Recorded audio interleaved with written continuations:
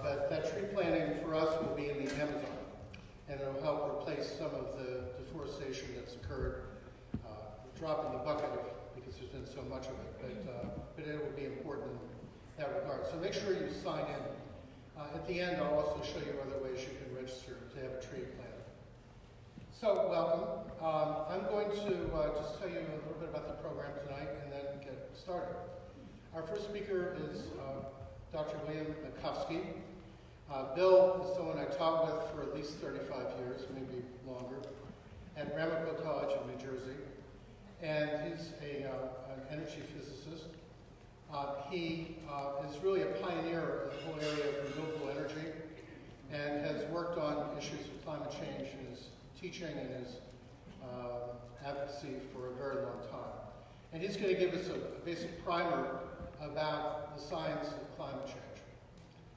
He'll be followed by Fatwa Brewer, who is a leading Moroccan climate activist and a leading activist in North Africa and the Middle East. And Fatwa is a graduate student in the United States, and she was available to come, which was great. And she'll give us an international perspective, but particularly from the focus that she's had, which is how you activate youth to address climate change. And that will be followed by the ambassador to the United States and to the United Nations from the Maldives, Thomisa Hussein. And Thomisa is someone who has been in the Maldivian government.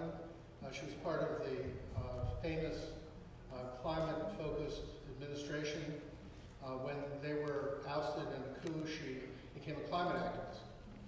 When that government came back into power, they named her as the ambassador. And she was the deputy ambassador in the past. So we'll have Thomisa talking about what happens from the perspective of highly vulnerable nations. And I think that'll be an important perspective. And then I'll finish off the evening talking about the real depth of the problem as it affects everyone, but also affects us in this region. And then I'll talk about some of the reasons why we can have hope, even though much of the news is not good news, but it's hopefully news that will motivate us into action. So that's what we have planned for tonight.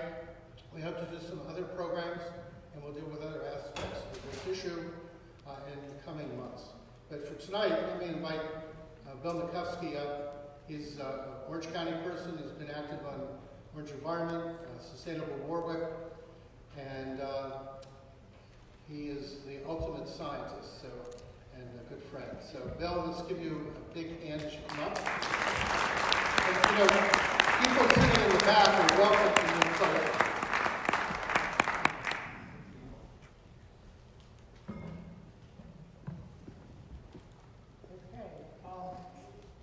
This is going to be a short climate primer, and it's going to be very accurate and not very wordy.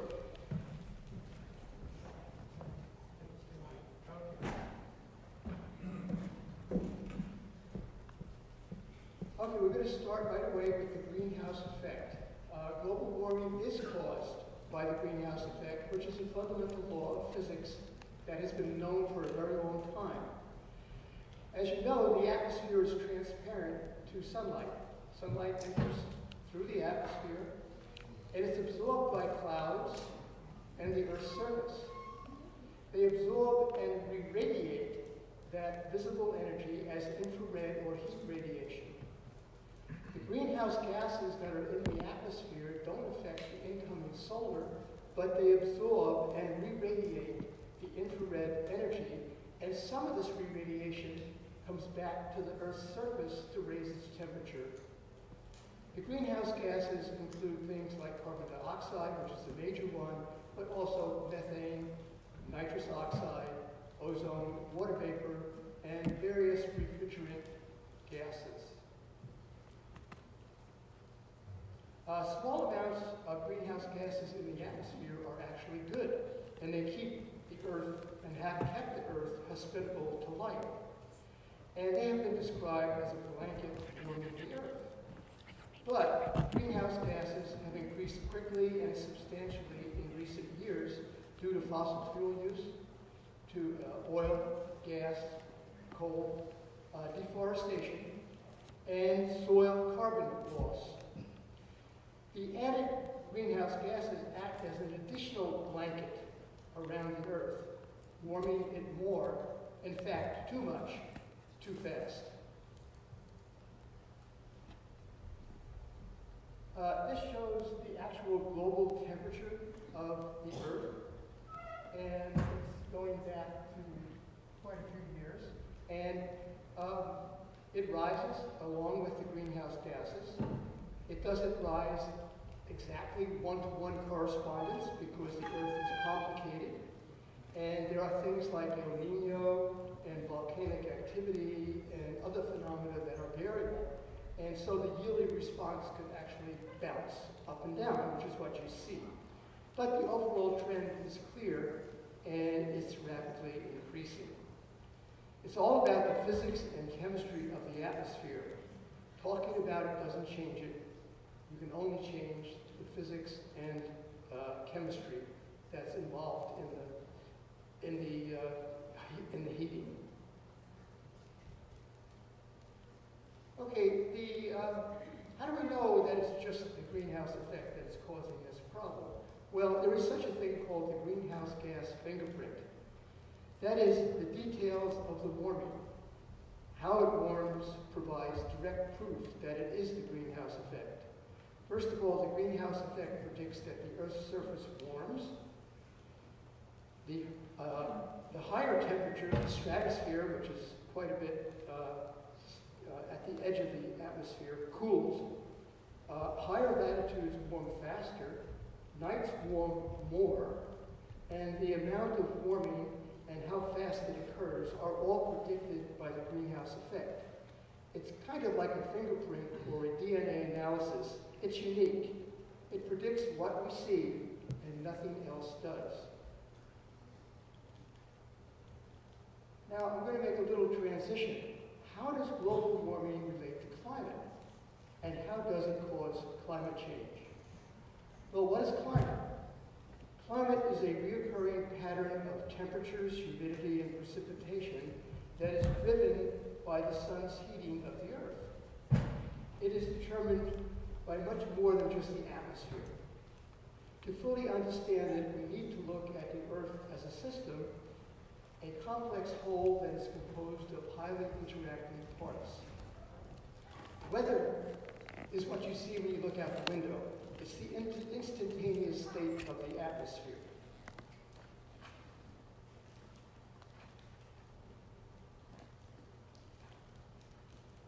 The climate system consists of 5 internal interacting components, and you can see them on the diagram. Basically, it's land, water, ice, air, and life on Earth, plants, animals, humans, etc. There are external factors that can affect the climate, specifically the sun intensity, volcanic activity, and long-term Earth orbit changes. Scientists have studied the external factors extensively. None of these factors can explain the warming we are seeing. The greenhouse effect and human activities that produce greenhouse gases provide a complete explanation. Well, the sun heats the air, warm air rises, the winds created redistribute the sun's heat around the globe. The rotating Earth creates a zonal wind pattern in each hemisphere. You may know that these are called the equatorial trade winds, mid-latitude westerlies, and the polar easterlies. If you didn't know that, it doesn't really matter.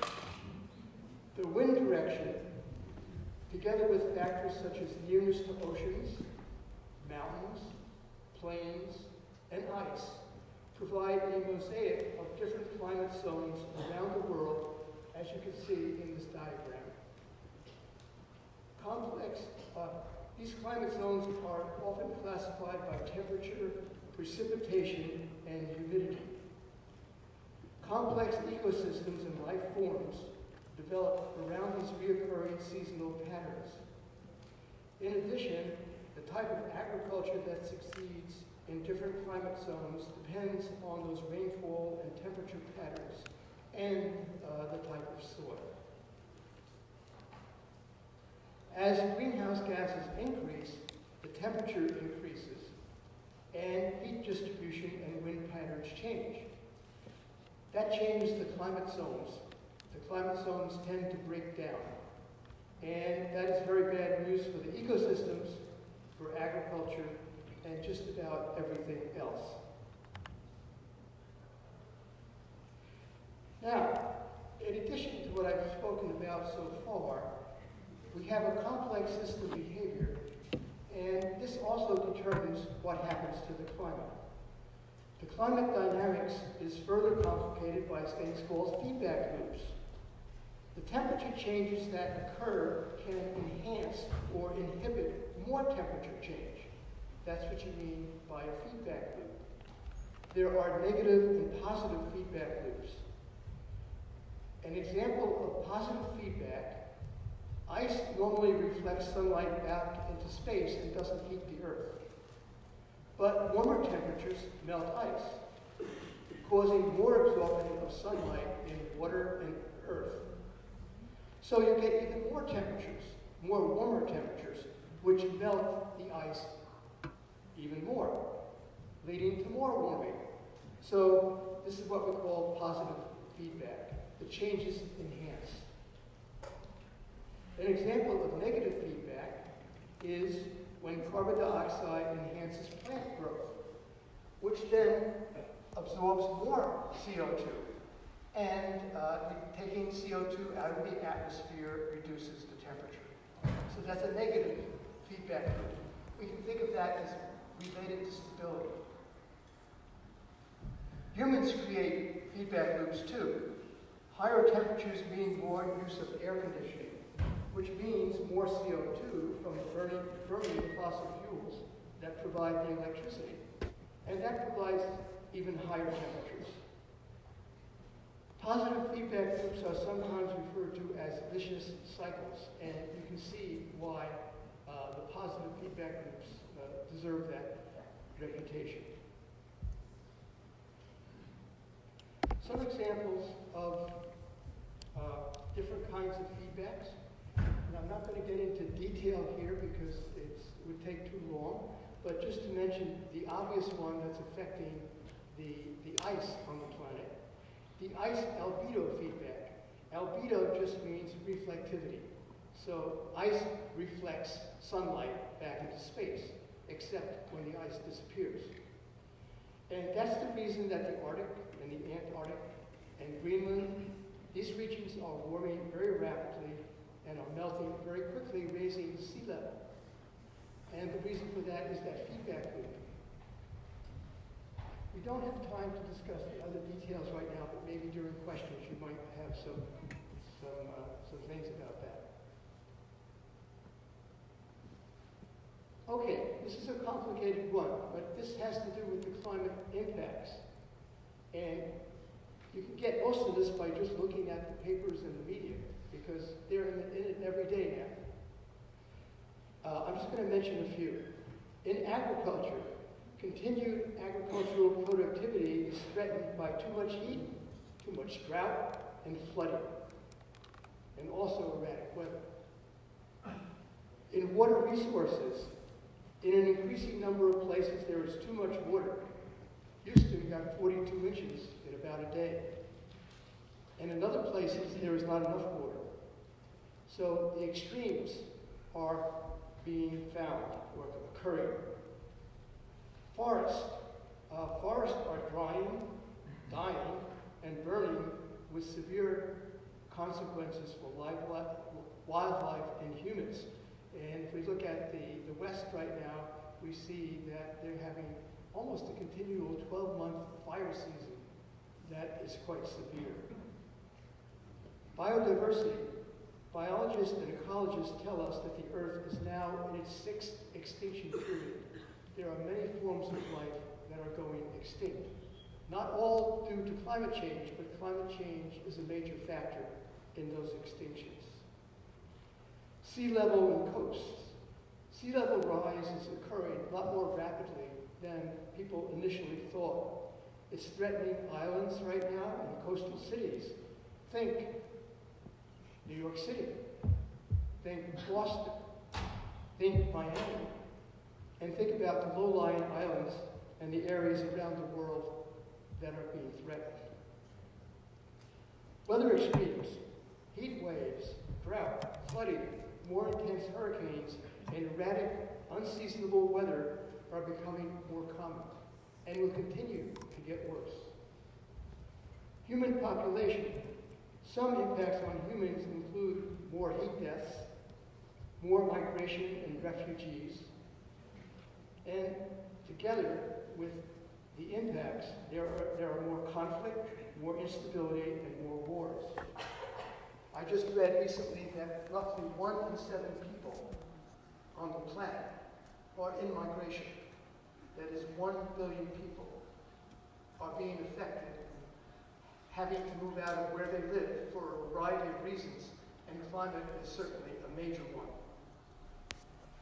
Human health, food and water supply disruption, spreading of tropical diseases to the more temperate zones, and greater air and water pollution.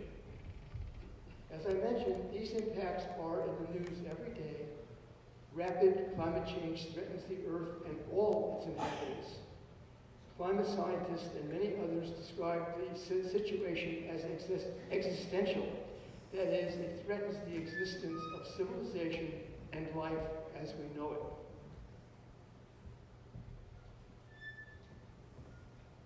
So what can be done? Mitigation, adaptation, geophysical interventions. Well, mitigation means reducing the greenhouse gases. And if we do that, we will, first of all, reduce the increase in temperature. And if we reduce it enough, we can actually reduce the temperature.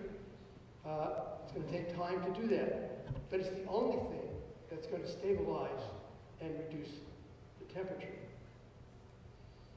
Adaptation means that we adjust to the climate change as it's occurring. So if it gets really hot, maybe we use more air conditioning. If we have more flooding, we try to take measures to reduce the impact on people's homes and people's lives. Geophysical interventions are generally recognized as a very risky approach because that means that we're going to try to change the entire climate system in a way that reduces the temperature and reduces the change. Well, I have to tell you that it's kind of really scary to talk about changing the entire planet by doing certain things. And if it backfires or doesn't work right, you've affected things in a negative way on the entire globe. So that represents something that we shouldn't consider unless there's absolutely no other alternatives. So what are some major mitigation strategies? Well, there's a list here. They should look familiar to you. Things like energy conservation, energy efficiency, renewable energy, reforestation, changing the way we grow things, agricultural and forestry changes, carbon sequestration, ways of putting carbon back into the soil or into other places out in the atmosphere, stabilizing population. We have 7 billion people now, but it's actually thought that we might soon have 10 billion, and that will have a much more of an impact on greenhouse gases. And reducing other greenhouse gases besides carbon dioxide, things like methane and the HFCs, different kinds of refrigerants, et cetera, et cetera. Now, I'm going to recommend a book that you should look at. It's called Drawdown. You may be familiar with it, you may not. But it's a comprehensive plan that looks at how we can draw down the greenhouse gases, how we can mitigate it. It says it's the most comprehensive plan ever proposed to reverse global warming, and it's edited by Paul Hawkins. There's 100 strategies in here that can be applied to reduce global warming. And they're given in detail, and the amounts are estimated. It's done by scientists. I would recommend you look at this really seriously, and I think that people, particularly younger people and students, may find in this book their life's work.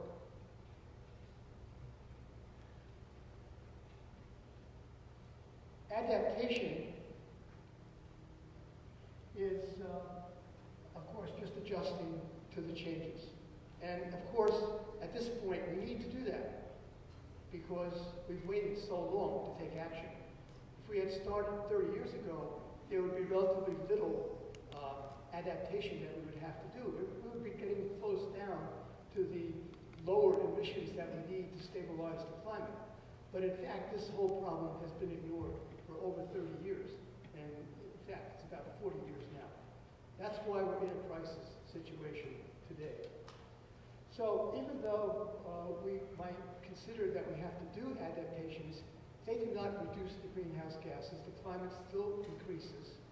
And so we have to think, we have to do the mitigation, and we have to do adaptation. We can't just do adaptation.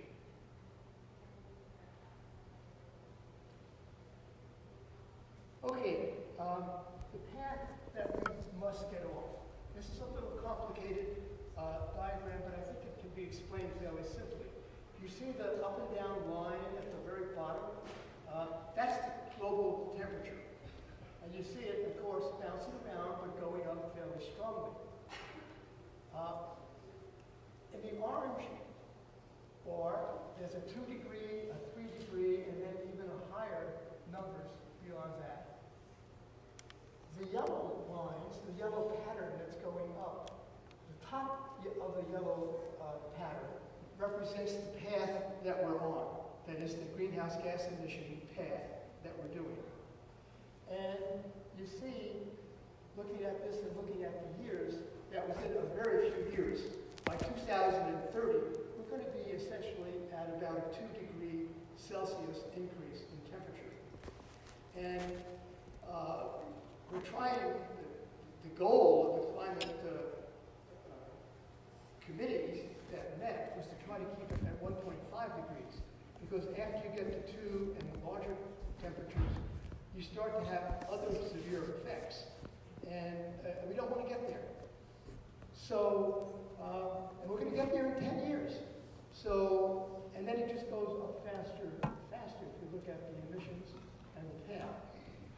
So, what we have to do is take very rapid action relatively quickly. So, Bill McKibben recently put an article out and said, look, this is a test, but it's a timed test. The time really matters. We need to do something very, very quickly. Some of the inconvenient facts that exist are the following. We're seeing severe impacts at 1 degree change. What are we going to see at 2 or 3 degrees Celsius? Climate change is irreversible, and any time scale that we want to look at it, millennia, is not going to reverse easily. The momentum from the emissions, there's so much emissions and they're coming out so fast from burning fossil fuels and from other things that we have to take very quick action. We have to reduce that. In fact, according to climate scientists, by 2040, we should take all those emissions and reduce them to essentially zero. 2040. To eliminate, and if we fail at that, certainly by 2050, so by mid-century, we have to get there by 2050, we have to be reducing emissions by 15% per year. If we started 30 years ago, we would only have to reduce them by 3% per year. And another inconvenient fact is that there is no real plan to stabilize the climate.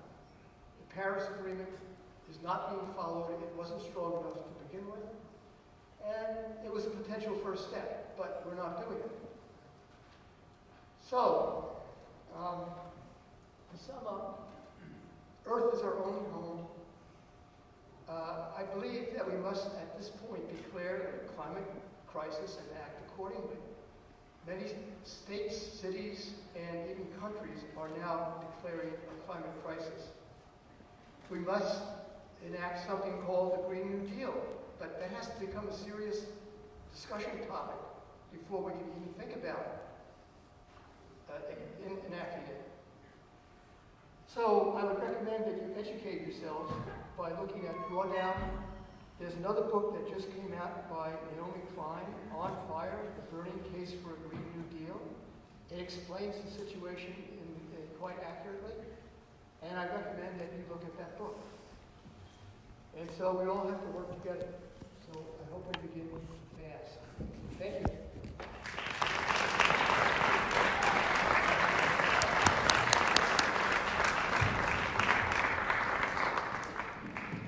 Thank you, Bill. We're going to do some Q&A at the end. But right now I want to get Fatma Brewer up. She actually has a 7 o'clock appointment, so we've got to get her on here and out. But while she's here, we've got to enjoy it and listen to what she's got to say. So I already introduced you, Fatma, so let me turn the mic right over to you. This is short.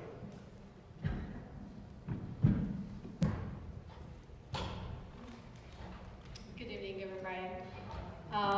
Thank you, Michael, for having me today. I'm just going to bring you a little bit overseas to probably showcase what scientists just say, and also like to talk about the youth climate dynamic that was created in the MENA region a couple of years ago in order to cope with climate crisis over the MENA region, which was one of the main drivers of the Arab Spring. So I would just like give you an overview of like the rise of the climate movements in the MENA region. I assume many of you know about the Arab Revolution, if you're familiar with it. So back in 2011, there was like people went down to the street in many Arab countries, demanding climate justice, demanding social justice, and a huge political change in the region. And many drivers lead to this revolution, social, economic, but there was the environmental and climate driver that was left behind this discourse, and it was really important to talk about all the factors behind the Arab Revolution, why people decided to go down to the street to demand political change and before all to demand justice. So the Arab Revolution touched like many countries all over the Middle East and North Africa. Actually, some countries did not lead this revolution like a political change or like changing systems, but in every single country there was like a huge social movement that joined the street in order to demand social justice, economic justice, and before all employment, because this Arab Spring, as you might know, was led by youth movement. So how this massive social movement was driven also by environmental degradation and climate change. And so a couple of years ago, the region, the MENA region, faced different environmental degradation. One of it was mainly the land use change, the more arid and semi-arid areas in the region, droughts, floods, where mainly people in rural areas living on agricultural incomes were forced to leave to the cities looking for new opportunities and in order to enhance their economic incomes, which also created a huge economic and social crisis in the urban areas because the resources were limited and everybody was looking for new opportunities, and that was main a driver to the Arab Spring or Arab Revolution. So just to give you an overview on the environmental impact and climate change in the MENA region, probably that you may not know. So the Middle East and North Africa emerges as one of the hotspots for worsening extreme heat, drought, and aridity conditions under climate change. The countries in the MENA region heavily rely on agriculture as a source of food and income. The agricultural sector, of which 70% is rain-fed, was highly exposed to changing climatic conditions. And talking about the agricultural sector is the largest employer in many Arab countries and contributes significantly to national economies. The annual water discharge, already critically low, is projected to drop again another 50 to 45%, and as unusual heat extreme projected to affect about 1/3 of the land area with likely consequences for local food production. As a consequence, deteriorating rural livelihoods associated with declining agricultural productivity will continue to contribute to migration flows, often to urban areas, as I already mentioned. So the region could be heavily challenged by both, rising food and water demand, given its projected increase in population that may double by 2050. So the population can hit 50 million by 2050, which it's gonna increase the social and economic crisis over the region. Severe and sustained pressure on resources also could contribute to further social unrest and the already unstable political environment that currently characterize part of the region. Sea level rise projection for the MENA region constitute a particular challenge due to semi-enclosed nature of both Mediterranean and Red Sea basins. Human population in the MENA region, as well as agricultural, industrial, and other economic activities, tend to be concentrated in coastline zones. The population of MENA's coastline cities was approximately 60 million people back in 2010. So the number certainly increased since then. By the number is expected to reach 100 million by 2030. And also, key impact of climate change in coastline zones are expected to be inundations, like massive flash floods resulting from slow onset sea level rise, floods and damages caused by extreme events, including storms and storm surges. So this is a kind of overview of the main impact of climate change of the MENA region, that you can imagine that this impact will be part of the Arab Spring or Arab Revolution. So when this social movement went to the street back then, so it was really important to create the debate, to discourse around the different drivers, to educate people on why people went down the street, and to be able to succeed this political transition in a way that creates solution instead of just criticizing the systems and productive political leaders, but also to bring about solutions to the current social and economic crisis. Many movements went down the street, but the environmental movement was not there. So everybody was talking about economic challenges, social challenges, but nobody was talking about the environmental climate challenges that was, the main driver behind all of this, demands. So it was really important to create this debate, to incorporate environmental conversation within this political change in the region. And that was the idea behind the creation of the very first environmental movement in the Middle East and North African region, which we call the Arab Youth Climate Movement. So Arab because it concerns the Arab region, North Africa, Middle East. It's actually, it was also like, you know, it's not only Arab region because we have Berber communities communities who are not Arabs, indigenous people of the MENA region, but you know, the region is commonly known as the Arab region.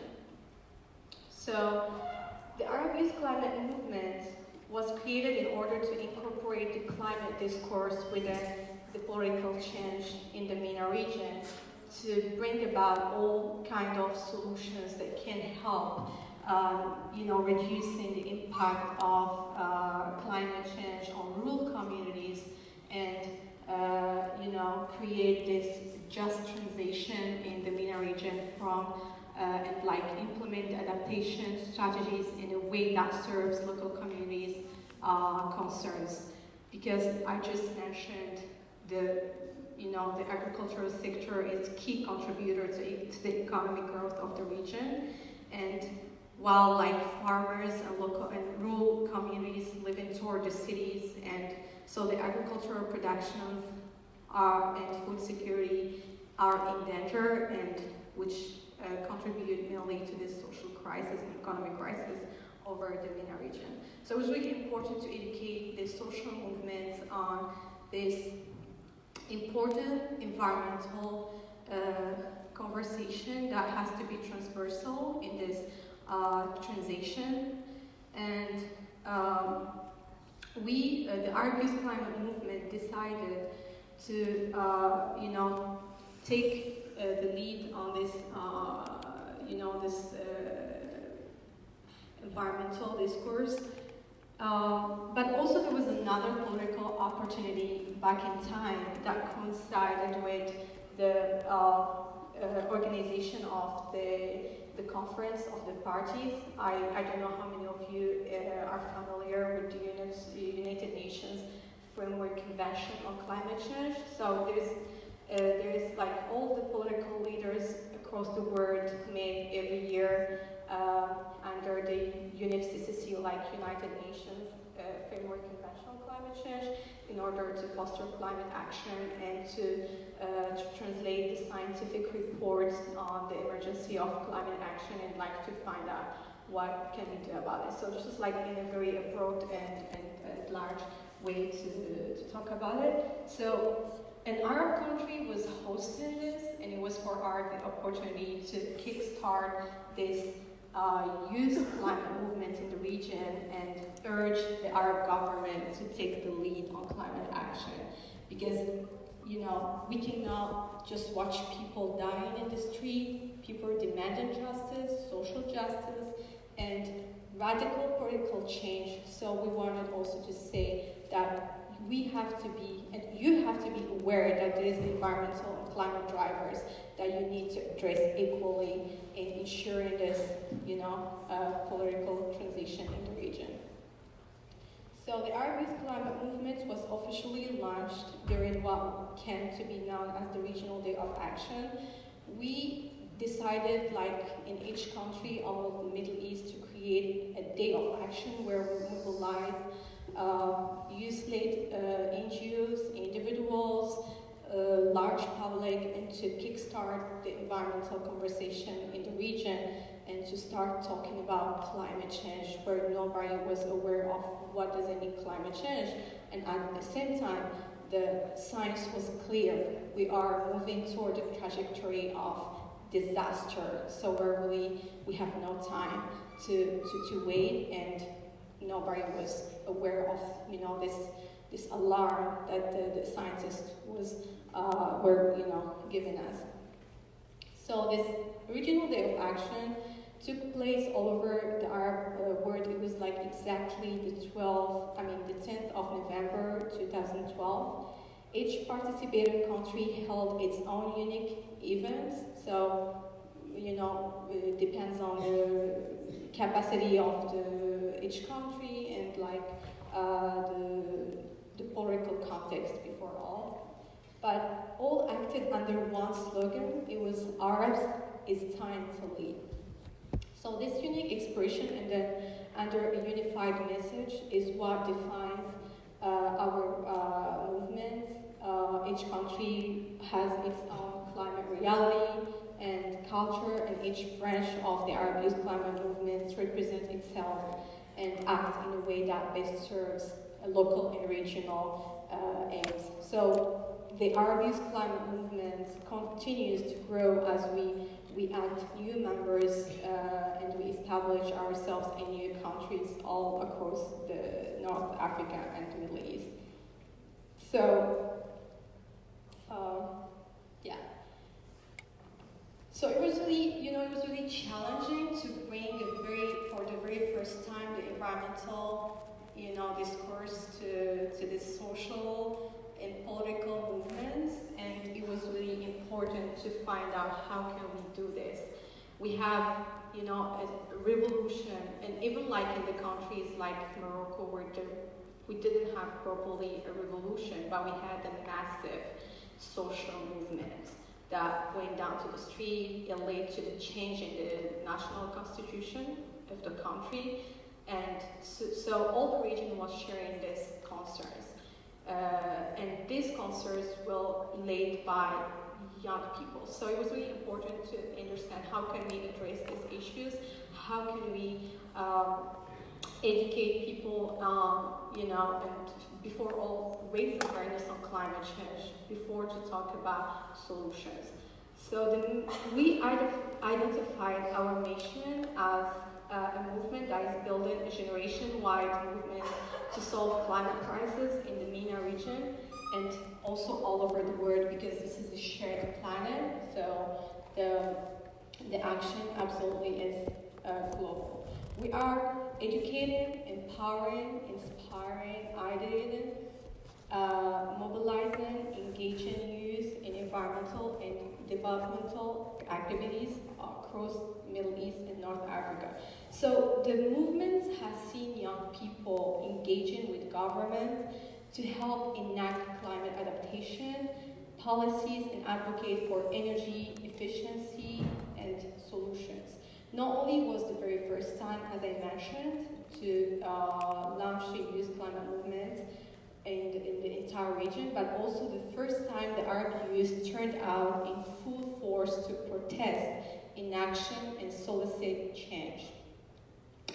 And that was really actually one of the, it was like the hardest mission ever, because even like people in the street did not realize that they are in the street because there was environmental degradation, and this is one of the major reasons behind this Arab Springs. And people were thinking this is not priority, we just need employment, we need food, we need incomes, we need jobs, but all of these demands, it's, we're in the street because our region is suffering from water scarcity, is suffering, we're losing our lands, we're losing our major economic sector that is, decreasing, and this is like a fact.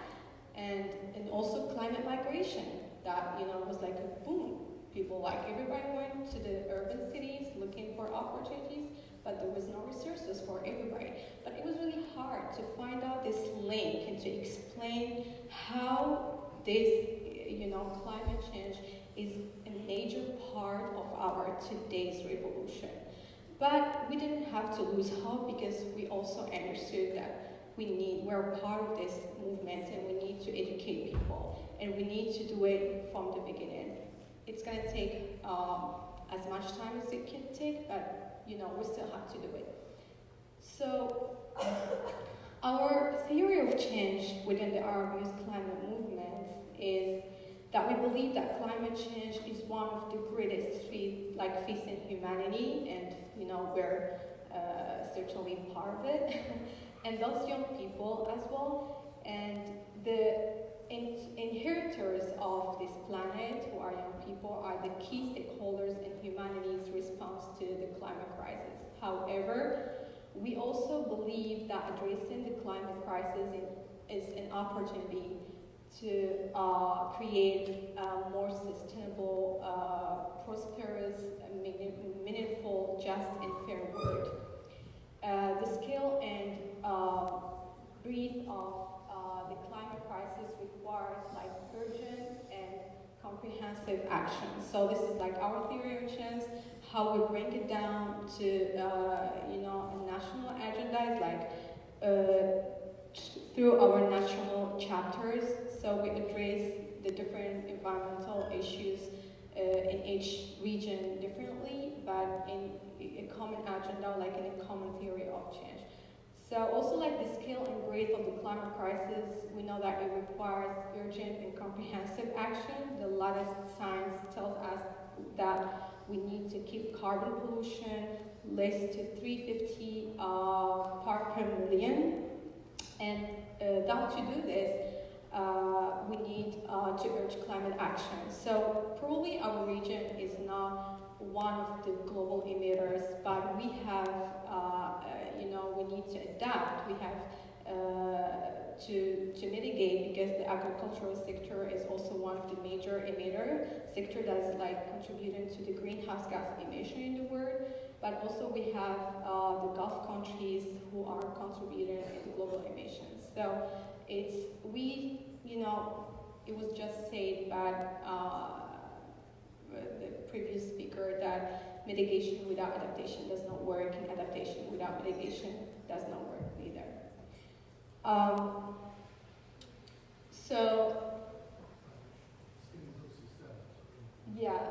Sorry, I have to run for my meeting, but so how did we bring our action to the national level? So it was really important, as each country was having this huge and massive social movements on the street. It was really important to go back home after the launch of the Arab Peace climate movement with a national specific agenda to address these climate issues. And for example, in Morocco, as one of the countries that suffered the most from climate change, and this is another topic probably that I will be happy to talk about if I have a chance later on, and I will show you a couple of videos. So in Morocco, we created the Moroccan Youth Climate Movement, which is the national chapter of the Arab Youth Climate Movement, but it is also a national non-profit NGO organization that was established back in 2012 in order to address climate-related social, economic issues in Morocco.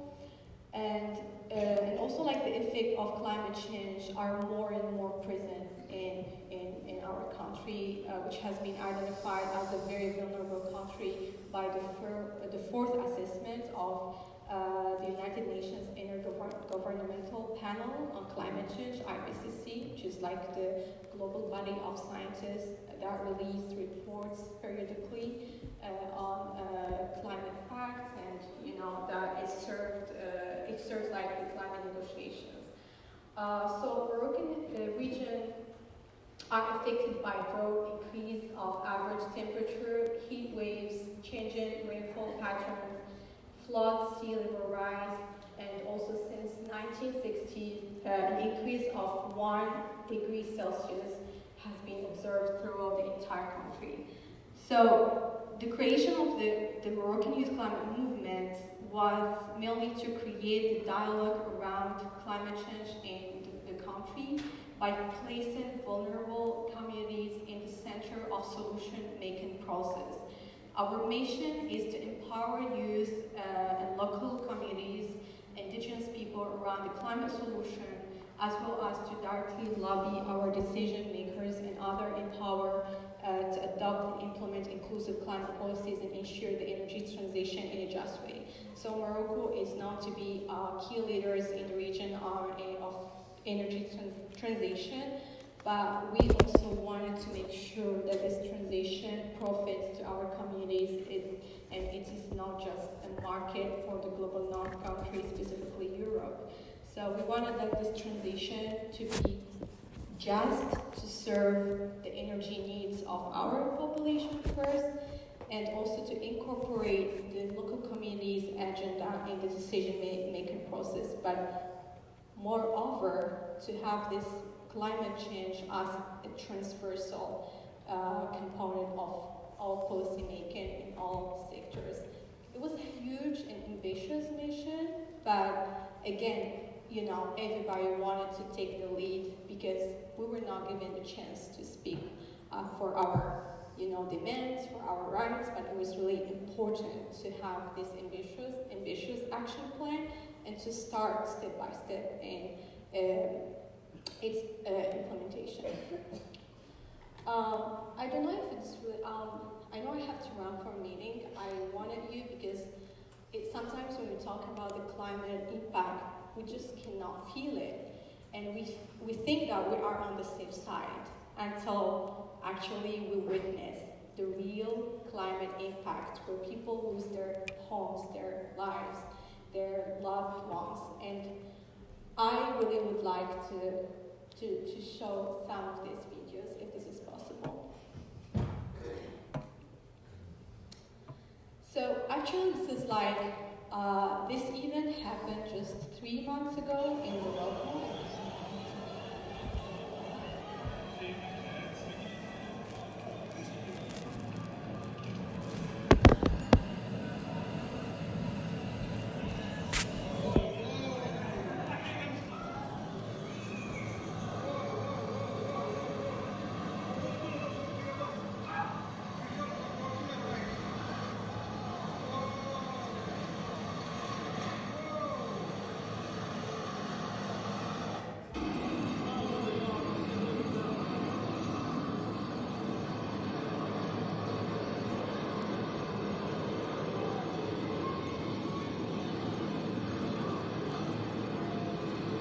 Can we display the next one?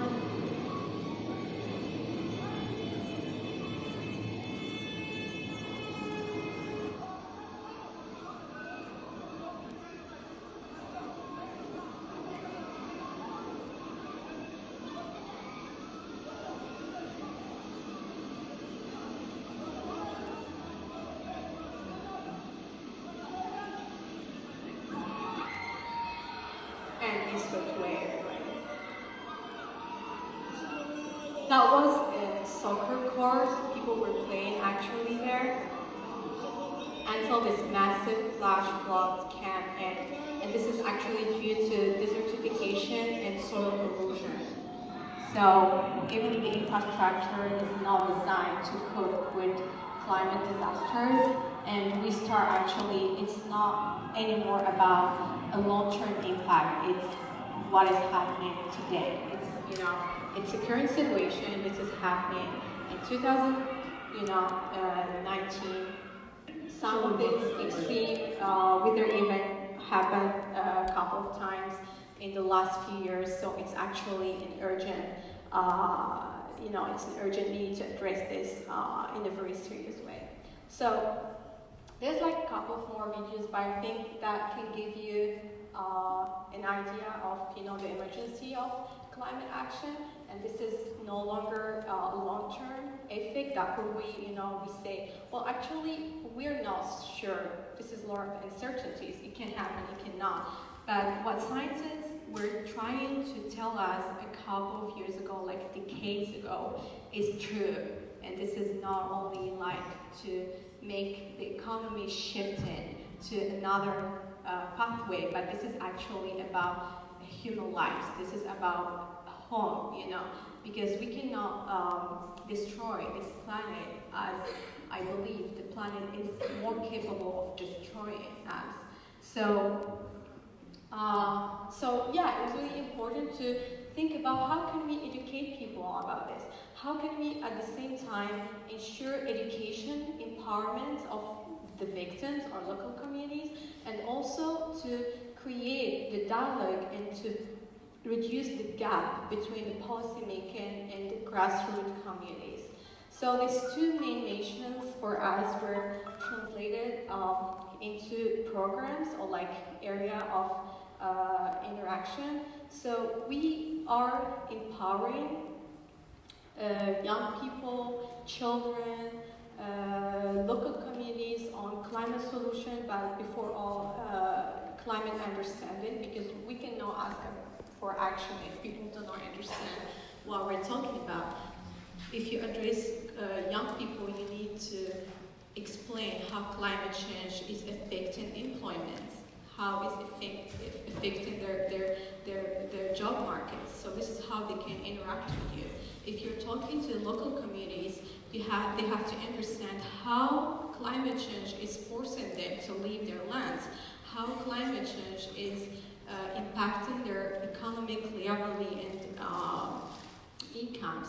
If you talk to, we have to address this issue according to age, population categories, interests, and before to move to the main action.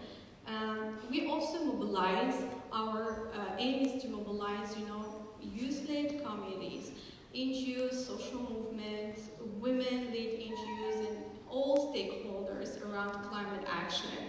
And we aim, we need to advocate, and this is like we've been doing this since the creation of the Arabist climate movement. We are advocating to bridge this gap between local communities, youth-led NGOs, movements, and decision makers in order to create policies and to implement policies in a way that serves population's interests, and that is before all just and efficient. The dialogue creation for us is very important because experience sharing, dialogue creation is key to find out solutions that serve everybody, but also to implement solutions that can help us overcoming all this climate crisis and to cope with extreme weather events that the country is facing frequently. What are the main programs in this perspective? So our empowerment programs, so we are having different training programs for women, youth, and children. So women, youth, and children are the most vulnerable to climate change in the region, I think globally as well. And we designed programs in collaboration with different partners in order to train, to build capacity, to educate women, youth, and children on climate change and on climate solution. For our program that is that concerns women in local communities, we collaborated with the Women's Earth and Climate Action Network, which is an international youth-based NGO that works with grassroots communities all over the world, empowering women on climate solutions and rights of nature. We are so proud of this collaboration because with we established a regional solution training program that offers both online and offline or like on-the-ground climate solution trainings, which focus on creating place-based action plans to address local socio-ecologic need to develop climate solutions and support women in their role as a key environmental stakeholders. So weekend training and work to link local efforts to the global movement for climate justice is a big part of our national action plan. We trained more than 300 women all over the MENA region. We were really so proud to find that women are really leading change and are really in the front line of climate solution. And I was really impressed by grassroots communities and women. How smart are they, and how are capable of implementing adaptive solutions to the new climate, which was really impressive. We just wanted this, this effort at the grassroots level to be taken to the decision-making process, and this is what we can call, real climate justice and efficient solutions. So for children, we had a chance to have the support of the organization I used to work for in Morocco before I moved here. So we designed a program we call Green School, and this program was, our like we need actually to educate the younger generation from, from their early age on environmental thinking, on climate change. And this is like the importance of education, because we cannot ensure a green, I'm not going to call it green transition. We cannot ensure a next generation of political leaders who are aware of climate change if we don't educate the current generation on this. Because it's either you have this environmental thinking, or you don't. So you react to climate change according to your beliefs and to things you basically you believe in. So this green school program was supported by an organization called Edelstein, and aims at educating younger generation in public schools on climate change and develop their environmental behavior and attitude. So schools were given grants from private sector or private companies to transform their infrastructure and practices and participate in the international green school competition to get the green school label. So we labeled 150 public schools all over the country that were transformed into green schools from infrastructure, energy consumption, and recycling. But the program was not only addressed to children. Michael had the chance to visit and to see one of these programs, but our vision was to train teachers and school staff on how to incorporate climate education in the curriculum. So teachers were formed on how to develop learning materials from recycling, and we accompany the school director in order to implement their school project in a way that take into consideration environmental challenges and climate education for children. So we're really proud of all these achievements. We know, we had a very limited resources, but for us it was at least to try.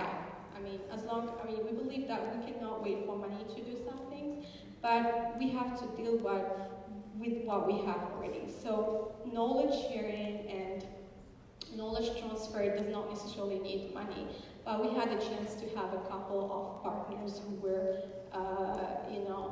ready to give us support to transform these small minds, and we are happy to see that children are naturally environmentalists.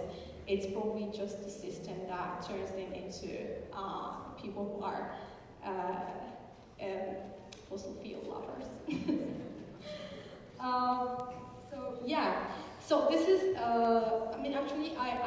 want to talk to you about all the programs, but I'm actually late for my meeting, so I will just rush to talk about our advocacy program.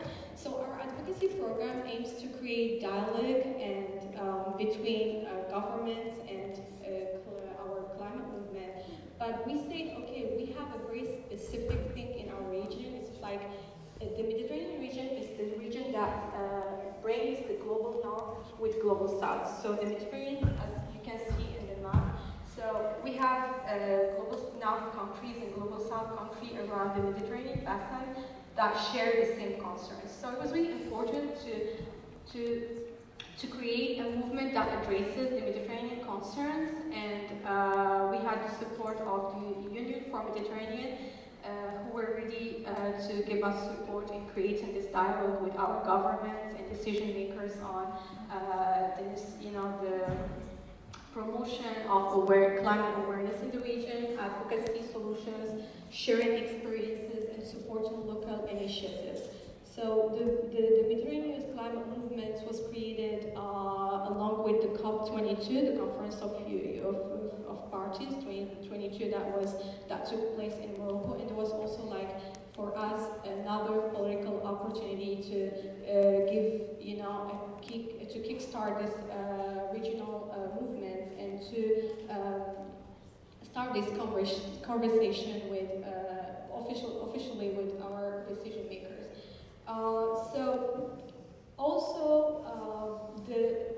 That was in the same perspective. We said we need to connect with the global climate movement and to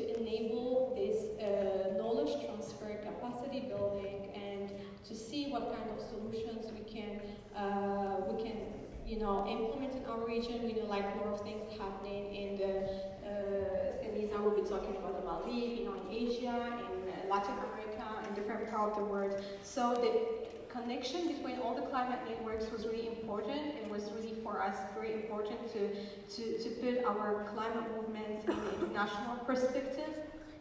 And for this end, we organized the very first international, in Morocco it was not the very first conference of youth, but for the Moroccan movement it was a big opportunity to bring together, like many international and regional climate movements from all over the world. In the conference of youth that took place a few days before the conference of parties 22. So just briefly, the COP22 was the year that the Paris Agreement, was the first year that the Paris Agreement will be implemented. So the Paris Agreement was adopted in Paris in 2015, and its official implementation started in COP22, or like 2016 in Morocco. So for us, it was really important to use this opportunity to ask, the international political leaders in the framework of the UNFCCC to take into consideration the youth agenda, and we decided to use to use this focus, which is like the role of education and capacity building in empowering young people to take action. That was like the main focus of the conference, and we invited youth climate movements from all over the world to join the conference and to foster climate action and to ask the United Nations Framework Convention on Climate Change to support the agenda of incorporating climate education and capacity building in the implementation process of the Paris Agreement. So more than 2,500 participants from across the world joined this conference. It was a huge success, and we submitted a position paper to the presidency of the COP22, but also to the General Secretary of the UNFCCC, and we were really happy that that was really taken into consideration in the implementation process of the UNFCCC. So for us, climate education and empowerment is really a key to the implementation of the new climate or the Paris Agreement. It's actually just for us, it's really important to keep the local action in the center of our agenda, but the global connection and global action is really, it's also important because it's, as you just heard before, it's one planet, it's one home. I mean, something that happened, for example, in Morocco a few months ago could happen here. So nobody is on the safe side. And it is important to support the current generation and to create a world that is safe for the future generations. So we are hoping that everybody can be aware of this, the emergency of climate change, and that it's not about political agenda, it's not about only economy or social justice, it's about your lives. And it is really important to think about it this way, because again, and it is, people who just were swept away by this massive flash floods, probably a few days ago before it happened, they could tell you, sorry, I don't want to say a big word, but nobody believed in this until it happened. So we don't have to wait until we lose our homes. We don't have to wait until the massive floods swept out away, to be underwater. We just have to be proactive and just to push for urgent climate action, because scientists are really clear and they keep saying it is time to make this transition. It is time to stop and to put out the money of fossil fuel from our political agenda. It's important to work together as social and climate movement, because people powers is the only way that we can change the current economic models, and this is the only way that we can change and save this planet. So this is a very inspiring quote for me from Albert Einstein. And the world will not be destroyed by those who do evil, but by those who watch them without doing anything. So don't be those people who are watching evils without doing anything.